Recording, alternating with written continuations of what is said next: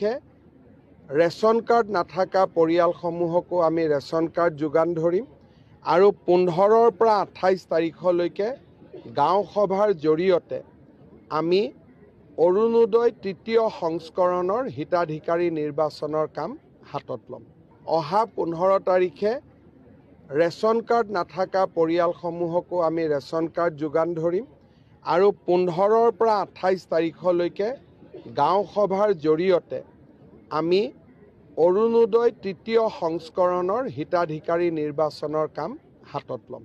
অহা 15 তাৰিখে ration card নাথাকা পৰিয়ালসমূহকো আমি ৰেচন কাৰ্ড যোগান ধৰিম আৰু 15ৰ পৰা 28 তাৰিখলৈকে গাঁও সভাৰ জৰিয়তে আমি অৰুণোদয় তৃতীয় সংস্কৰণৰ হিতাধিকাৰী নিৰ্বাচনৰ কাম হাতত ল'ম।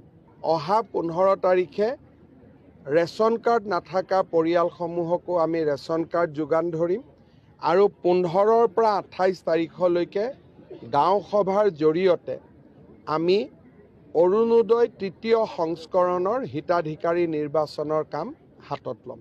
অহা 15 তাৰিখে ৰেচন কাৰ্ড নাথাকা পৰিয়ালসমূহকো আমি ৰেচন কাৰ্ড যোগান ধৰিম আৰু 15ৰ পৰা 28 তাৰিখলৈকে গাঁও সভাৰ জৰিয়তে আমি অৰুণোদয় তৃতীয় সংস্কৰণৰ হিতাধিকাৰী নিৰ্বাচনৰ কাম হাতত ল'ম।